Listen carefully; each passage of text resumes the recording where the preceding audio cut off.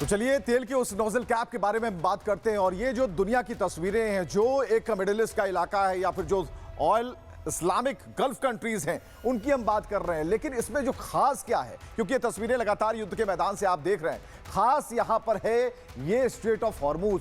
यानी कि ये अगर नोजल टैप की तरह है, अगर इसे अगर बंद किया गया तो फिर सभी जितने भी देश हैं इससे जुड़े हुए या फिर दूरस्थ जितने भी देश, सब पर एक गहरा प्रभाव पड़ने वाला है। यानी कि स्ट्रेट ऑफ हॉर्मूज की एक पूरी रिपोर्ट अगर आप देख रहे हैं और समंदर में अगर ये झगड़ा बढ़ता है और यहां पर किसी भी तरह की कोई टाइट पॉलिसी सामने आती है और ईरान का जो दखल है अगर यहां बढ़ता है, तो इसके साथ भारत हो, जापान हो, चीन हो, तमाम जो देश हैं जो तेल को खरीदते हैं, आयात करते हैं, उनके लिए मुश्किलें बढ़ जाएंगी। यानी कि समंदर का जो ये झगड़ा है वो साफ तौर पर दिखता है। और इस नोजल कैप की हम बात कर रहे हैं, ये ऑयल नोजल कैप कई मायनों में महत्वपूर्ण है।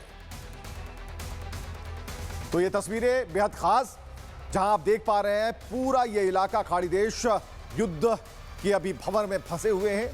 चारों तरफ से मिसाइल अटैक हो रही है, लेकिन अर्थव्यवस्था का सवाल है कि बाकी जो देश हैं जो लड़ रहे हैं, नहीं लड़ रहे हैं, सभी की अर्थव्यवस्था इसी स्ट्रेट ऑफ हॉर्मूज पर टिकी हुई है। बड़ी खबर है, यूक्रेन से इंटरसेप्ट जेट खरीदेगा पेंटागन। ईरानी ड्रोन हमले को लेकर यह एक अहम फैसला लिया गया है। यूक्रेन से जेट को लेकर पेंटागन बात कर रहा है, यानी कि एक बड़ी डील की बात इस वक्त बीच युद्ध के मैदान से आ रही है। ईरानी ड्रोन हमले को लेकर एक बड़ा फैसला किया गया है कि जवाब देने के लिए भी अब कुछ और ताकतें बढ़ाई जानी होंगी। तो यूक्रेन से इंटरसेप्टर जेट पेंटागन खरीदने वाला है और ईरानी ड्रोन हमले को लेकर यह फैसला किया गया है।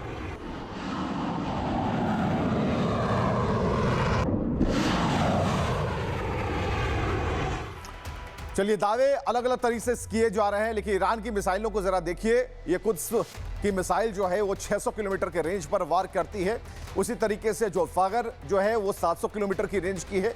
और इसके अलावा 1000 किलोमीटर की अगर रेंज की बात करें, जो ईरान के पास खास मिसाइल है ये कुद्रज है, जो कि लगातार हमले कर रही है। और इस वक्त भी कई खबरें आ रही हैं जो काफ़ी विध्वंसक है।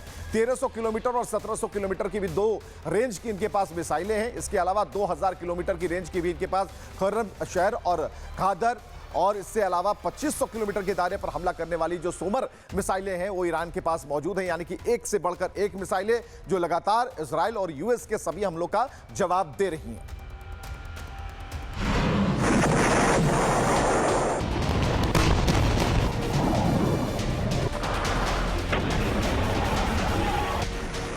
जंग के बीच अमेरिका का प्रलय टेस्ट,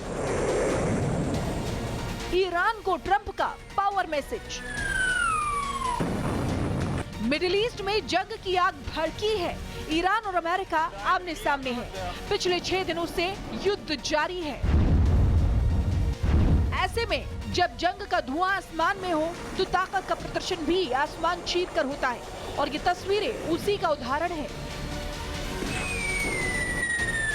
अमेरिका ने मंगलवार रात कैलिफोर्निया के वेंडनबर्ग स्पेस फोर्स बेस से अपनी परमाणु क्षमता वाली मिनटमैन 3 मिसाइल का सफल परीक्षण किया, जो डूम्सडे मिसाइल के नाम से जानी जाती है। इंटरकॉन्टिनेंटल बैलिस्टिक मिसाइल है। अमेरिका की इस मिसाइल की रेंज लगभग 13,000 किलोमीटर तक है।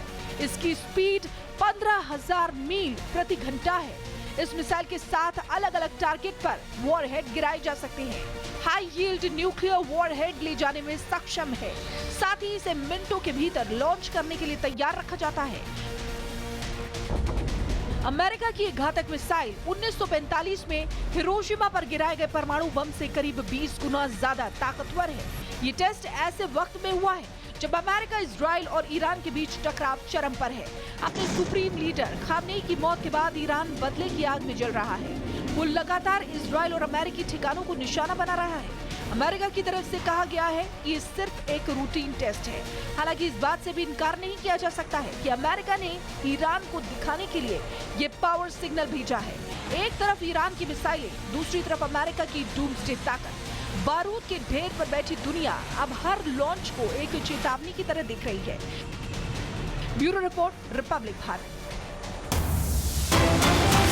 ईरान के साथ युद्ध पर इजराइल का बड़ा दावा। 3000 से ज्यादा ईरानी सैनिक मारे गए हैं और इस वक्त एक बड़ा दावा ईरान के साथ युद्ध पर इजराइल ने किया है और कई सैनिकों के मारे जाने का दावा है। तकरीबन 3000 जो आंकड़े बताए जा रहे हैं इजराइल की तरफ से कि ईरान पर जो हमने एक साथ कई बॉम्बार्डिंग की, मिसाइलों से हमले किए, उनमें 3000 से ज़्यादा ईरानी सैनिक मारे गए हैं। हालांकि ये एक जो अभी तक जो डेटा आया है जिसमें बताया जा रहा है कि 3000 से ज़्यादा ईरानी सैनिकों को टारगेट कर निशाना बनाया गया।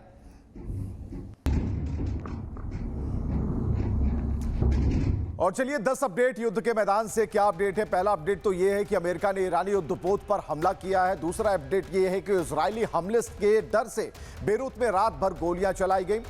तीसरा अपडेट है कि तेहरान में धमाके सुने गए, डिफेंस सिस्टम को एक्टिवेट किया गया। चौथा अपडेट है इजराइल ईरान जंग में अब तक 1045 लोगों की मौत हो गई। पांचवा अपडेट दावा इस बात को लेकर कि ईरान ने अमेरिका को बातचीत का सीक्रेट प्रस्ताव भेज दिया है। छठा अपडेट यह है कि कतर ने लोगों से अमेरिका दूतावास से दूर हटने को कहा है। सातवां अपडेट मिडिल ईस्ट से अमेरिकी नागरिकों की वापसी जारी है। आठवां अपडेट अमेरिकी समर्थन से कुर्द लड़ाके ईरान में उतरने को तैयार हैं। नौवां अपडेट कहता है कि ईरान की धमकी इजराइल के न्यूक्लियर सेंटर को निशाना बना सकते हैं। और 10वां अपडेट है कि ईरान ने खामनेई का शोक समारोह स्थगित कर दिया है।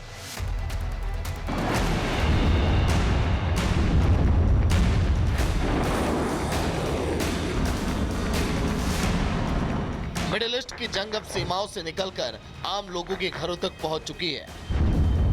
उत्तर इराक के शहर इरबिल में एक बार फिर ड्रोन हमले के बाद दहशत का माहौल है। तस्वीरों में देखा जा सकता है कि गैज़े के रिहायशी इलाके में धमाके के बाद अपार्टमेंट बिल्डिंग को भारी नुकसान हुआ। खिड़कियों के शीशे टूट गए हैं, दीवारों पर धमाके के निशान साफ दिखाई दे रहे हैं और आसपास मलबा फैला हुआ है। बताया जा रहा है कि यह नुकसान उन ईरानी ड्रोन से हुआ जिन्हें अमेरिकी रक्षा सिस्टम ने हवा में इंटरसेप्ट कर दिया था।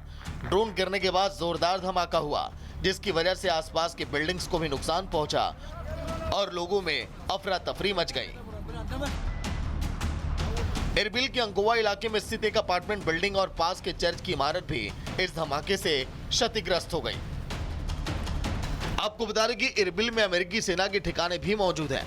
इसी वजह से इलाका पिछले कुछ दिनों से लगातार ड्रोन और मिसाइल हमलों के निशाने पर है।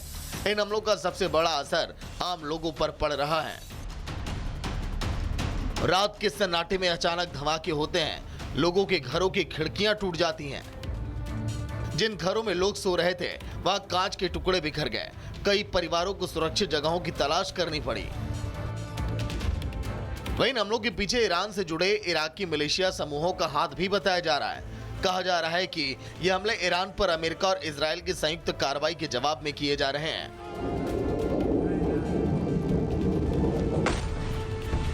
यानी मिडिल ईस्ट में चल रही बड़ी जंग की लपटें अब उन इलाकों तक पहुंच चुकी हैं जो सीधे इस युद्ध का हिस्सा नहीं है। इरबिल में रहने वाले लोग हर रात अब नए धमाकों के डर के साथ सोने को मजबूर हैं। कहीं ड्रोन का मलबा गिरता है, कहीं मिसाइल का टुकड़ा घरों की छतों को नुकसान पहुंचा देता है और हर धमाके के बाद लोगों के दिलों में यही सवाल उठता है कि इस जंग की कीमत आखिर आम लोग कब तक चुकाते रहेंगे।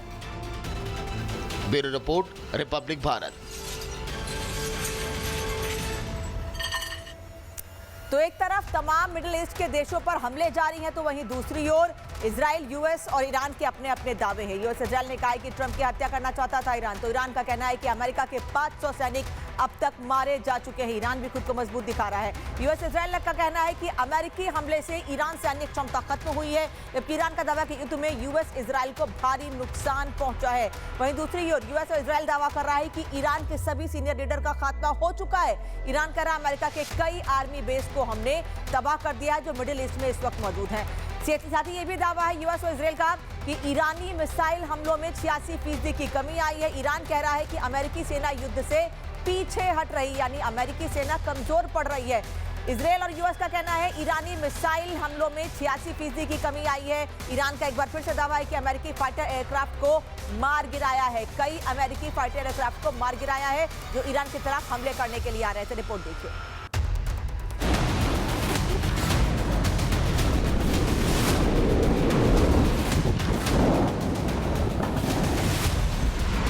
महायुद्ध में नाटो की एंट्री। ट्रंप को समर्थन, ईरान में टेंशन। मिडल ईस्ट में आज जंग का छठा दिन है।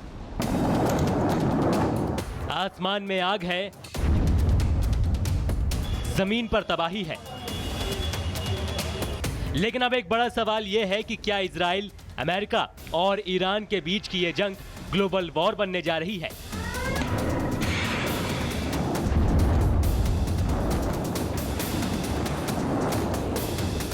हम ऐसा इसलिए कह रहे हैं क्योंकि अब इस जंग में एक नया मोड़ आ गया है।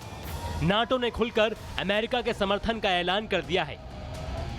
नाटो के चीफ मार्क रूटे ने साफ कहा है कि वो ईरान के खिलाफ युद्ध में डोनाल्ड ट्रंप के साथ है। आपको याद होगा कुछ दिन पहले ईरान ने तुर्की पर बैलिस्टिक मिसाइल दागी थी, लेकिन नाटो के एयर डिफेंस सिस्टम ने उसे हवा में ही नष्ट कर दिया था। यानी ईरान अब चारों तरफ से घिरता नजर आ रहा है, लेकिन तेहरान झुकने को तैयार नहीं है।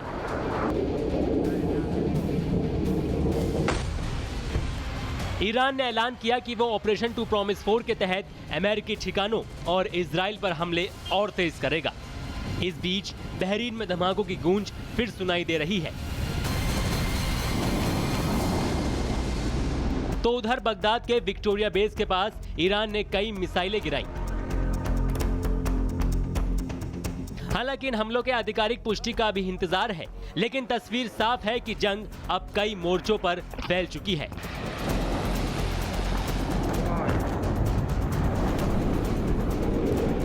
ऐसे में बड़ा सवाल है, क्या नाटो सिर्फ राजनीतिक समर्थन देगा या फिर सीधे सैन्य हस्तक्षेप करेगा? अगर नाटो इस महायुद्ध में उतरता है तो ये जंग मिडल ईस्ट से निकलकर यूरोप और अटलांटिक ब्लॉक तक फैल सकती है, और अगर ऐसा हुआ तो ये टकराव लंबा खिंच सकता है। Bureau report, Republic Bharat.